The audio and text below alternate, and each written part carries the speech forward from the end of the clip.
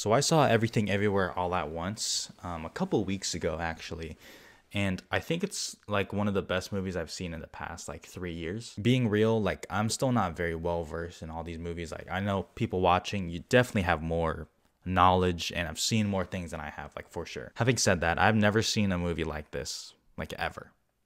Ever. I've seen a lot of people compare this to The Matrix, and I'm sorry, I've seen The Matrix, but like, no, no. Like I get it. I do get it. This movie is so different. I have never seen a movie like this, like ever. And this whole review is no spoilers, but if you don't know what the movie's about, I guess I could try to sum it up as Michelle Yeoh is like a Chinese immigrant who owns a washer dryer store, and she's meeting with the tax agent who's, you know, in the trailer is played by Jamie Lee Curtis. And then, you know, shit happens and she's suddenly having to like save the world in a way and going through different multiverses to do that. It's fucking amazing. Some of the shit here is genuinely like, I don't know how they did that. I don't know. I looked it up, and who knows if this is true or not. I looked up the budget for this movie and it says it's $25 million. I usually stay out of the, you know, like comparing budgets to movies because it's just like, you know, like I don't really care, and some movies are trying to accomplish different things. But if that is true, where this movie has a $25 million budget, every other movie needs to be put to shame. Shame. Shame. This movie visually is unbelievable. And Daniel Scheinert and Daniel Kwan, known as Daniels, the directing duo, they directed Swiss Army Man. And that movie has some great visuals too, even though it was a much smaller scale.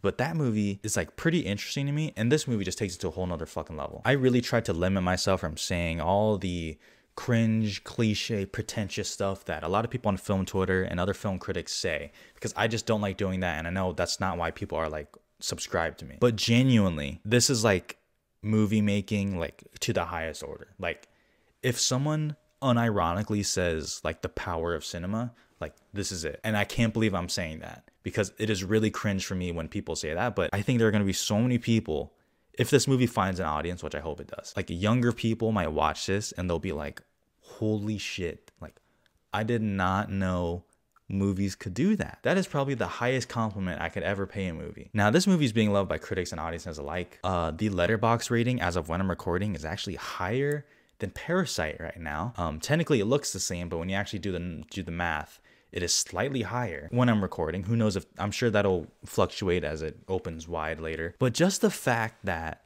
this movie is that acclaimed, has a 4.6 rating on Letterboxd, has a 96% on Rotten Tomatoes critic score, and a 95% audience score. I can't believe this movie exists. Like genuinely. One, Michelle Yeoh is fantastic. I mean, she's been known for a while, and honestly, she's been famous for a while, even with, you know, in US audiences. I think know her from Crouching Tiger, Hidden Dragon, and then it kind of spiked again to Crazy Rich Asians, and now she kind of getting that bag everywhere, especially in Shang-Chi. But this movie, she is like fantastic. Obviously, we know she can fight, she can kick all of our asses, let's be real. But also she's funny, and it's a very emotional performance at times too. And the sheer what the hell of this movie is just so unbelievably good. Ke Huy Quan, who I had no idea played Short Round in Indiana Jones and the Temple of Doom. He is like actually fantastic, and I'm gonna talk about Oscar buzz a little bit after I give my rating here, so stay tuned for that. But he is actually fantastic, and it actually made me happy to see him, especially when I realized it was Short Round, because as you can imagine, being a fucking like Asian little boy, right, a little stupid ass kid, like my mom really loves Indiana Jones, and I remember I ride for a Temple of Doom, like that was the first one I saw, and I thought it was great. Seeing him, I was like, oh my god, like he's like so much older now. Like, I don't know where he went. I was like, dude, that's fucking awesome. And he is amazing in this movie. Honestly, I don't even know like what I want to say so much about this movie, but I can't. The movie has insane action, like a very touching and like awesome, almost like tribute to like Hong Kong cinema. The action is unbelievable, and it is also hilarious. The opening was actually very stressful, and it set the tone for what was going on.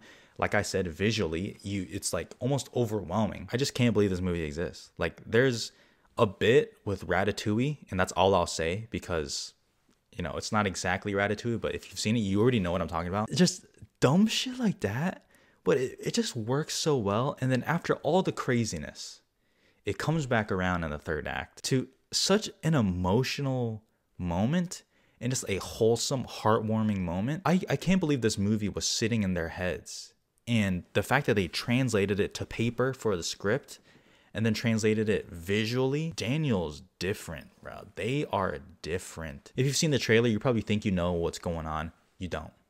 You don't. All you can get from that trailer is, oh, this movie might be a little wild. Yeah, it's fucking wild. It is absolutely insane. I've never seen a movie like it. It is unbelievably good. I hope everyone watches this. I really hope it finds an audience. Like, I'm gonna tell my friends to watch this, and I don't tell my friends to go to a theater a lot because honestly, and I know this, I already know what movies they like and don't like. You know, I know they'll go to the theater for some horror movies and the comic book movies, and that's pretty much it. And I'm not trying to compare this to Parasite, but I really told my friends, like, you need to see Parasite. Like, you need to go out and see it. You need to see Everything Everywhere All at Once, even if you somehow don't like it, because I guess this movie can be a lot, but even if you don't like it, you need to go see it because it is unbelievable, like a piece of like filmmaking for real. In terms of some nitpicks, I mean, the third act does go a little wild. Like it was kind of hard for me to grasp what was going on because the story was getting so big. I almost felt like I was a little lost, but honestly, I didn't even really care because it was just so like captivated by what was going on. And then other people I've heard, even though this isn't for me, where it's like the movie stays at such a high for a long time that it could be a bit much. Honestly, I don't feel that way at all, but you know, whichever. You know, honestly, I did give this a 4.5 on Letterboxd, but like the fact that I've still not stopped thinking about this